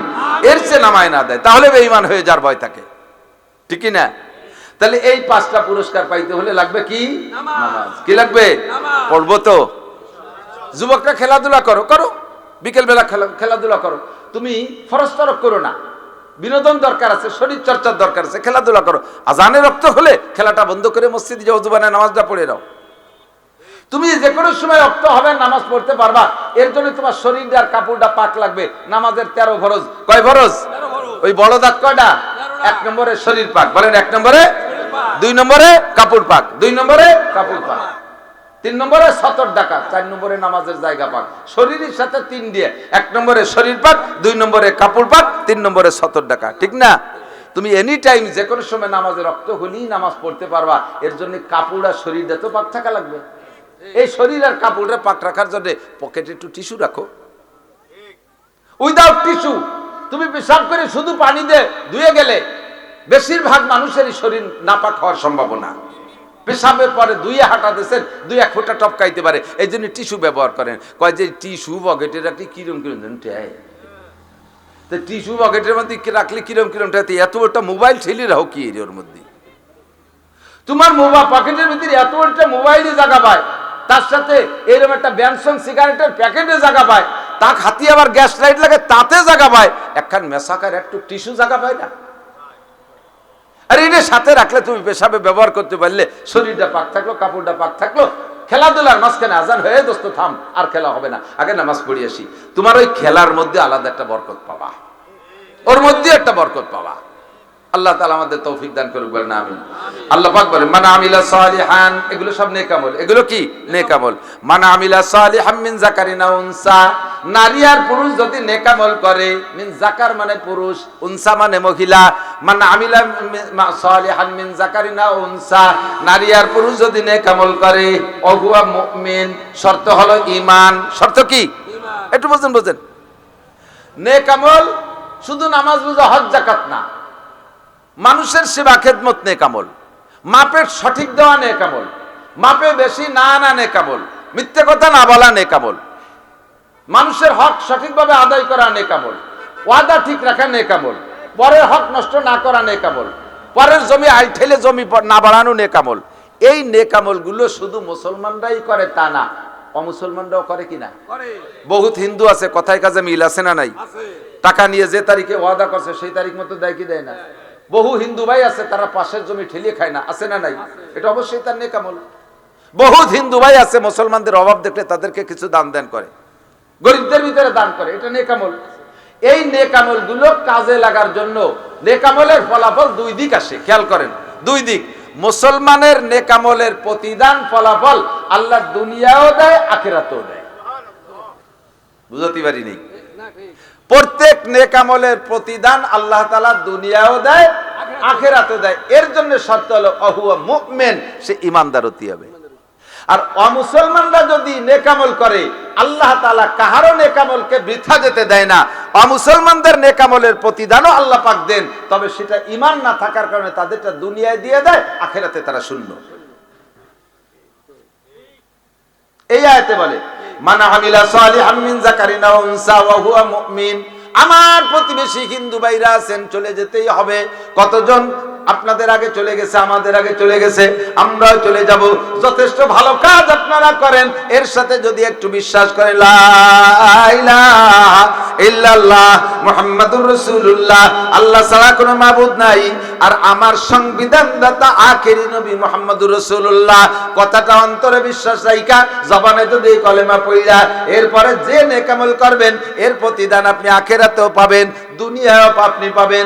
আল্লাহ কয় ওয়া হুয়া মুমিন, ঈমানের সাথে যদি নারী আর পুরুষ নেকামল করে, ঈমানের সাথে আল্লাহ কয় ফালা নুহিয়ান্নাহু হায়াতান তাইয়্যিবা, তারে আমি দুনিয়ার জিন্দেগিতে সুখময়, খেয়াল করেন না, দুনিয়ার জিন্দেগিতে সুখের জীবন যাপন ব্যবস্থা দান করব, সুখময় জীবন তারে দেব।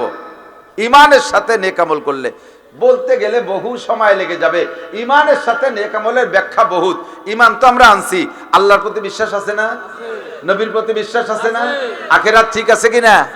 হাসর নাসর হবে, আসমানি কিতাব সত্য, কুরআন শরীফ সত্য, এগুলো বিশ্বাস আছে তো? বাস আপনি মোমেন। এখন আপনি নেকামল গুলো যদি খুঁটিয়ে খুঁটিয়ে করেন, তাহলে আপনার বস্তা ভরলো, আর এর বিনিময়ে আপনি দুনিয়ায় শান্তিতে থাকবেন। আমাদের দেশের নেতাগুতা যারা আছে বিপদগামী, এখন তারা যথেষ্ট ভালো কাজ করছে। এই ভালো কাজের সাথে কতগুলো আকাম যদি না করতো, তাহলে দুনিয়ার জিন্দেগিতে কত সুখে শান্তিতে থাকতে পারতো। গুটি খানিক আকাম করে এখন দাবড়ের পর আমরা ঠেয়াবো কি দিয়ে, আমরা কোন দিদি সুখের জিন্দেগি কতদিন ছিল? নেকামল সঠিকভাবে না থাকার কারণে সেই সুখের জীবন স্থায়ী হয় নাই, সুখের জীবন স্থায়ী হয় নাই। 10-15 বছরের ভিতরে সব ফেলাই দিয়ে চলে যাওয়া লাগছে। আর যদি ঈমানের সাথে নেকামলটা সঠিকভাবে হতো, মানুষের হক সঠিকভাবে আদায় করত, আল্লাহর প্রতি পূর্ণ বিশ্বাস আর আস্থা রেখে নামাজ কালামটা ঠিক মতো পড়তো।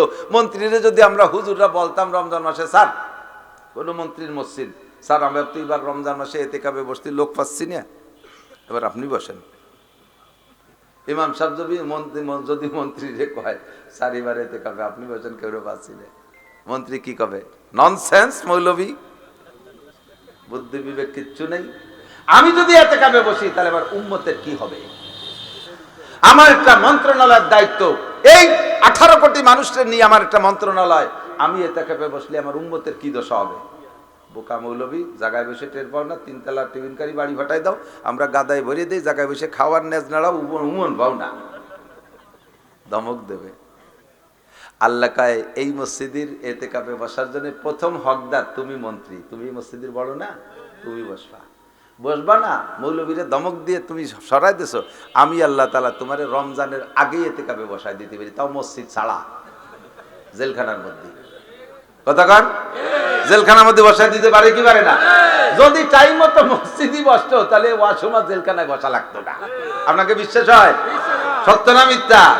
টাইম মতো যদি মসজিদে বসতা, তাহলে ওয়াসমা জেলখানায় ইতিকাফ করা লাগতো না।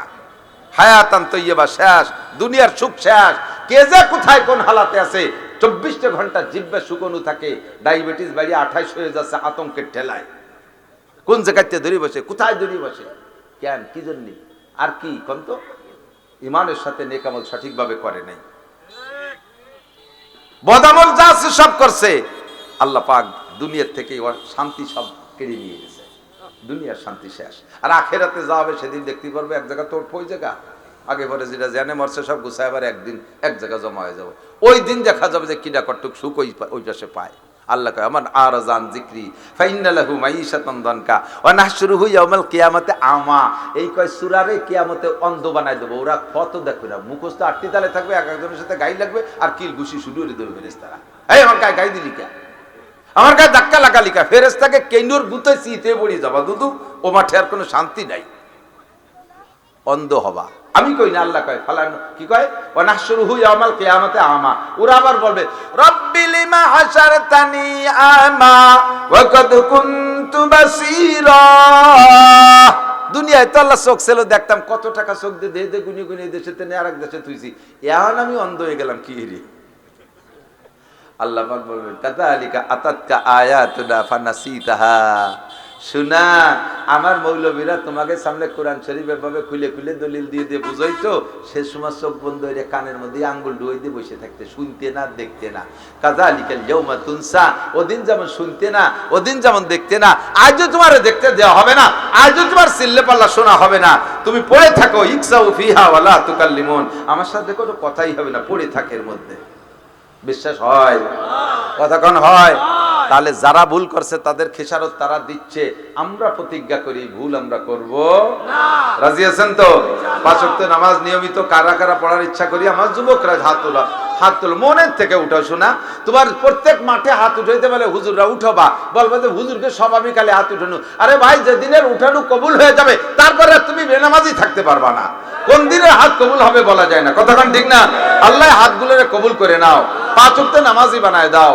আল্লাহ এরা যদি নিয়মিত নামাজ পড়ে তাহলে জীবনে একবার হলে কাবায় যে নামাজ পড়ার তৌফিক দান করো, মসজিদে নববীতে যে নামাজ পড়ার তৌফিক দিও, হাসরে নবীর সাথে মুসাফায় হাত মিলাই দিও, এদের মুখে নবীর হাতের হাউজে কাউসার খাওয়াই দিও। কিয়ামতে তোমার আরশে আজিমের নিচে বসাইয়া হাতওয়ালাদের মুখে তোমার হাতের খানা খাওয়াই দিও। মাশাআল্লাহ, হাত নামান। এ শখ হয়, লোভ হয় যে যে দোয়াগুলো করছে এগুলোকে নিতে চান, তাহলে প্রতিজ্ঞায় মজবুত থাকা যাবে না? আজমবিল জজম, যত বিপদ আসুক, যত ঝামেলা আসুক, যত কাজ আসুক, আগে নামাজ পরে কাজ, আগে নামাজ পরে কাজ। নামাজকে বলো না কাজ আছে, নামাজকে বলো না কাজকে বলো আমার। বলেন, কাজকে বলো আমার, খেলাকে বলো আমার, ব্যবসাকে বলো আমার, ছেলে মেয়েকে বলো আমার, রাজনীতিকে বলো আমার। সত্যি তো? আগে আমার নামাজ আছে, সব বাদ, আম্মা বাদ, আগে আমার নামাজ আছে। পড়বেন কোথায়? কেন পড়বেন? এর ভিতরে ইন্টারভিউ নিলে 99% পাবলিক ফেল করবেন, সুরকিরাত অশুদ্ধ। আর নামাজ ভাঙ্গার ওই কইছিলাম না যে সাবিতে 19টে ফুটা, তার 1 নম্বর ফুটার নাম হলো নামাজে কিরাত অশুদ্ধ পড়া। নামাজে কিরাত অশুদ্ধ পড়া। আপনি অশুদ্ধ কিরাত দিয়ে নামাজ পড়লেও যা, না পড়লেও তাই। অশুদ্ধ কিরাত দিয়ে নামাজ পড়লেও যা, হুবহু না পড়লেও তাই। 230 কোটি 40 লক্ষ বছর জাহান্নাম। তাহলে বাঁচার উপায় কি? একমাত্র বাঁচার উপায় হলো, আমরা হানাফি মাযহাবের মুসল্লি, আমাদের মাযহাবের মাসালা হলো ইমামের পিছনে নামাজ পড়লে কিরাত পড়া লাগে না। তাহলে এই যে বেঁচে গেলাম না, যে কিরাতের ভুলের কারণে যে মহাবিপদ ছিল ওইটাতে বেঁচে গেলাম। আর কিরাত তো শুদ্ধ করতে পারতেছি না, কাজেই যতদিন শুদ্ধ না হয় অতদিন নামাজ পড়বো ইমামের পিছনে। শুদ্ধ হয়ে গেলে একা একা শুদ্ধ হয়ে গেছে, এখন তার হুজুর লাগতেছে না, তাহলে কি করতে হবে? তাহলে পড়বো কেন? তাহলে পড়বর কারণ হলো মসজিদে যাইয়া জামাতে পড়লে, জামে মসজিদে 1 ওয়াক্তের বিনিময়ে 527 ওয়াক্ত নামাজের নেকি। এই যে ওভার টাইম, মানে কি বলে ওভার ইনকাম, এই যে বোনাসটা পাচ্ছি, এটার দরকার আছে না নাই? আছে। যতদিন আমি নামাজ কালাম পড়তেছি, নামাজের যে ফজিলত বললাম বহুত, প্রত্যেকটা ইবাদতের বিনিময়ে আমি বলতে পারবো যে আল্লাহ পাক সব ইবাদতের প্রতিদান 2 ভাগ করে রাখছে। বেশি রাখছে আখেরাতের জন্য, প্রত্যেকটা ইবাদতের প্রতিদান আংশিক দুনিয়াও রাখছে। খালি সব আখেরাতের জন্য ছেড়ে দিই নেই যে এটা করলে আখেরাতেই পাবা, দুনিয়ার জন্য কিছু না, এরকম কোনোটা না। আমি একটা একটা করে সবগুলো ইবাদতের প্রতিদান দেখাই দিতে পারবো যে দুনিয়ায়ও তার প্রতিদান আছে।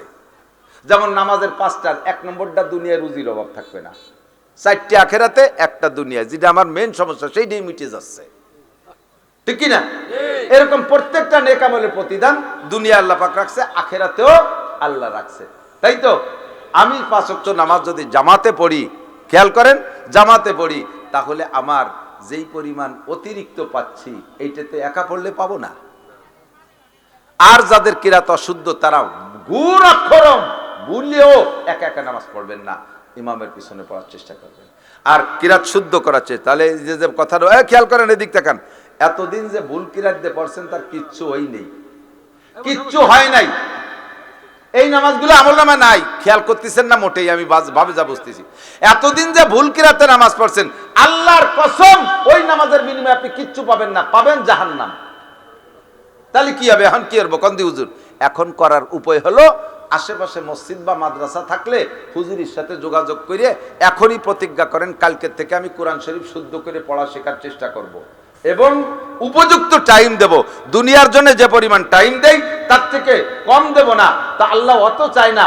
ডেলি আপনি 1 ঘন্টা সময় যদি হুজুরের কাছে মেহনত করেন, মাত্র 61 দিন, আমি এর কসম দিয়ে বলতে পারবো, যত ব্রেন কম হোক না কেন, মাত্র 61 দিন মেহনত করলে আপনি শুদ্ধ করে কোরআন শরীফ পড়া শিখতে পারবেন। কালকেই আপনি কায়দা নিয়ে ভর্তি হবেন, এই প্রতিজ্ঞা করে এখান থেকে রওনা দেন, বাড়ি চলে যান মাহফিল শেষে। রাতের বেলা আপনি মরে গেছেন, সে কায়দা কেনার সময় পান নাই, কিন্তু নিয়তটা এখনই করছেন, কালকে কায়দা কিনে আমি কোরআন শরীফ পড়া শিখবো। এই রাতারাত মারা গেছেন, পিছনের সমস্ত ভুল নামাজকে আল্লাহ তাআলা শুদ্ধ করে আমলনামা ভরিয়ে দেবেন। তবে সিটারি নিয়ত করলে হবে না, কিনবো না তো কি যাবানি দিয়ে আল্লাহ দিয়ে সঙ্গে নিয়ে তো হলো। ওই সিটারিয়ার বাটপাড়ি নিয়ে তো আল্লাহ ভালো বোঝে, কালকে কায়দা কিনবই। আমি কবে মরবেন জানেন? কেউ কবে মরবেন জানেন? তাহলে নিয়তটা এখনই না করলে তো আপনি সর্বনাশ। অশুদ্ধ কিনাতে আপনার কিছুই হয় না। স্থানীয় যারা আছেন এলাকায়, এটা হিন্দু অধ্যুষিত এলাকা, আমরা আগের থেকে জানি এলাকায় যত প্রচুর হিন্দু, তার ফাঁকে কয়েক ঘর মুসলমান মিলে একটা মসজিদ বানাইছেন। এই মসজিদে স্থানীয় যে কয়েক ঘর আসছেন, ইন্ডাস্ট্রিয়াল ভাই যারা আছেন, কর্মচারী কর্মকর্তা সকলে আপনারা, এবং আমাদের কি বলা হয় অটো রাইস মিলের ভাই, উনি তো নিজেও হাজি সাহেব নামাজি, হাজি সাহেব তো আল্লাহওয়ালা নামাজি মানুষ, এবং তারই উদ্যোগে আরো সকলকে নিয়ে মসজিদ করতেছে। যেহেতু আমার বিশ্বাস যে নামাজের সময় হইলে যদি পুরো মিল বন্ধ করা সম্ভব নাও হয়, তাহলে অর্ধেক অর্ধেক করে শিফট ভাগ করে, যে একদল নামাজ পড়ে আসবে, একদল মিল চালাবে, ফিরে আবার আর একদল নামাজ পড়ে আসবে, ওরা এসে এখানে মিল ধরবে। এভাবে সবাইকে নামাজের অর্ডার দেবে উনি, এবং যত কর্মচারী আছে মুসলমান সবাই যদি নামাজ পড়ে, ওনার এই সুযোগ দেওয়ার কারণে যত মানুষ নামাজ পড়বে অত পরিমাণ বেশি নামাজের নাকি উনার আমলনামায় জমা হবে। ওনাকে আল্লাহ তাআলা ইনকামের সুন্দর একটা সুযোগ করে দিয়েছে। মুসলিম ইন্ডাস্ট্রি যে কটা আছেন তার ভিতরে বা মুসলমানদের যা আছে, এর ভিতরে যে কর্মচারী কর্মকর্তারা আছেন, কর্মকর্তারা কর্মচারীদেরকে নামাজের সুযোগ দেবেন, আপনারা এসে জামাতে নামাজ পড়বেন তো ইনশাআল্লাহ। আর আল্লাহ তাআলা এর বিনিময়ে আমাকে কিছু দিক, দুনিয়ায় যত ইবাদত করি তার বিনিময়ে তো বললাম যে দুনিয়ারটা পার্সেন্ট পাচ্ছি, সেই পার্সেন্ট দিয়ে আমরা খেয়ে বাঁচতেছি, কিন্তু মরার পরে অনাদি অনন্তকাল লম্বা টাইম এবং আখিরাতে জান্নাতে বিশাল নিয়ামত আমার কিন্তু টাকায় খেয়াল করে না। জান্নাতের এই নাজ নিয়ামত সব কিন্তু আমার টাকায় দিয়ে কিনে ব্যবহার করা লাগবে, অত মাংনা ফিরি দেবে না। তো এই টাকা আবার বাংলাদেশি টাকা নাই, আমেরিকান ডলার না, ও টাকার নাম হলো নেকি। টাকার নাম কি? ওই টাকার নাম নেকি। একই মুদ্রা, এক এক দেশে এক এক নাম না। বাংলাদেশের টাকা, ইন্ডিয়ায় রুপি, পাকিস্তানের রুপিয়া, ওই পাশে গেলি রিয়াল, দিনার, দিরহাম, তারপরে রিঙ্গিত, এক এক দেশে এক একটা কয় না। তাহলে এই টাকার নাম, দুনিয়ায় টাকা বা এই সব নাম, কবরে যাওয়ার পরে এই টাকার নাম হলো নেকি। টাকার নাম কি? নেকি। এখন দুনিয়ায় যতক্ষণ আপনি কামাই করতেছেন, কামাই করে খাচ্ছেন, এরপরে যতদিন যখন আপনার ইনকাম সোর্স থাকবে না, বা আপনি দুর্বল হয়ে যাবেন, আপনার গায়ে শক্তি থাকবে না ইনকাম করা, সেই যে তারপরে যে কয়দিন বাইসে থাকবেন কি রেখাবেন? সেই কয়দিন কিছু খাওয়ার জন্য সচেতন মানুষ যারা, তারা একটা স্থায়ী আয়ের সোর্স তৈরি করে, স্থায়ী আয়ের সোর্স তৈরি করে, যে আমি যখন গায়ে খাটতে পারবো না তখন আমার ওখান থেকে কিছু পয়সা আসবে, আমি কবরে, আমি বাকি জীবনে মরা পর্যন্ত তাই দিয়ে ওষুধ পানি কিনে খেয়ে বাঁচতে পারবো, এই না? এর না হলে সচেতন। সেম কোয়ালিটি নবী পাক বলেন, যতদিন বেঁচে আছো তোমার ইবাদতের বিনিময়ে আল্লাহ তাআলা 1% দুনিয়ায় দিচ্ছে, তাই তুমি খেয়ে দিয়ে সুখে আছো, কিন্তু মরার পরে তো তোমার আয়ের দরজা সব বন্ধ, তুমি রিটায়ার্ড হয়ে গেলে, পেনশনে চলে গেলে, এখন তোমার অনাদি অনন্ত অনন্তকালে জান্নাতের এই বিশাল নিয়ামত তোমার টাকায় দিয়ে কিনতে হবে, এই টাকা পাবা কোন জায়গায়? এই টাকা পাওয়ার জন্য নবী পাক বলেন 3 ইউনিটের একটা বিল্ডিং তুমি করে আসতে পারো, ভাড়া দিয়ে আসবা, 3 থেকে 3 10 30,000 টাকা তোমার অ্যাকাউন্টে ঢুকবে, এই দিতে বুড়োকালে দুই মুছে খাতে পারবা। সেই 3 ইউনিট কি? হুজুর কাইজা মাতাল ইনসান ইনকাতা আনহু আমালুহু, মানুষ মারা গেলে তার সব আমলের দরজা বন্ধ হয়ে যায়, ইল্লা মিন সালাসা, 3টে দরজা খোলা থাকে। 1 নম্বরে সদকায়ে জারিয়া, 2 নম্বরে ওয়ালাদিন সালিহ, নেক সন্তান, 3 নম্বরে ইলমিন ইউনতাফাউ বিহি, দ্বীনি ইলম যদি 5 জনের শিখায় রেখে যান, এই 5 জনের থেকে আরো হাজার হাজার মানুষের শিখতে থাকবে, আপনি জায়গায় বসে 10,000 টাকা পাতি থাকবেন। আপনি যদি নেক সন্তান রেখে যান, তারা আপনার জন্য দোয়া করবে, ওখান থেকে 10,000 টাকা, এটা টাকার সাথে উদাহরণ দিচ্ছি আর কি, নেকি, ওখান থেকে 10,000 টাকা আসতে থাকবে। আর আপনি যদি স্থায়ী কিছু সদকায়ে জারিয়া করে যান, আল্লাহ পাক আপনাকে সম্পদ দিছে, কম বেশ যা দিছে, কে দিছে? একটুখান কে দিছে? জায়গা জমি কে দিছে? আল্লাহ দিছে। আমার জীবনটা শেষ হয়ে গেছে সৌদি আরবে খরার মধ্যে ছাগল ফলতে ফলতে টাকা কামাইতে, আর আল্লাহ দেয়। আপনার মতো বহুজন সৌদি আরবে ছাগল ফেলিয়ে বেড়াচ্ছে, একটা টাকা পায় না, আমি স্বচক্ষে দেখছি। প্রত্যেক বছর তো উমরায় যাই, কতজন যে আসে আমার সাথে দেখা, 4 বছর আইছি, আর পুলিশও খারাপ হয়ে গেছে। আগে পুলিশই দাবড়ায় দাবড়ায় দড়িয়ে বাড়ি ভাটায় দিত, এখন ধরা খাওয়ার জন্য পুলিশই সামনে দিয়ে করি, সে সাথে ধরেই না। পুলিশের কাছে ধরা দিতে এখন 8,000 রিয়াল লাগতেছে।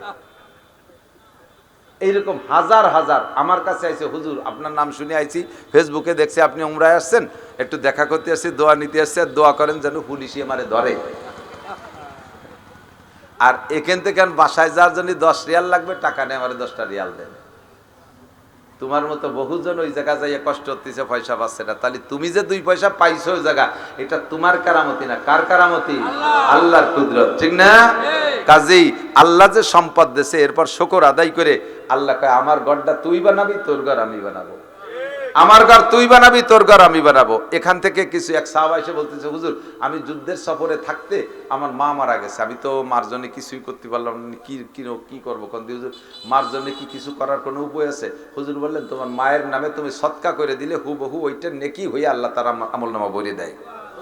একজন এসে স্বপ্নে দেখছে যে তার আব্বা জান্নাতের মধ্যে তরমুজ খাচ্ছে। খেয়াল করেন, জান্নাতের মধ্যে তরমুজ খাচ্ছে, আর বাপের গাল বেয়ে বেয়ে তরমুজের রস পড়তেছে।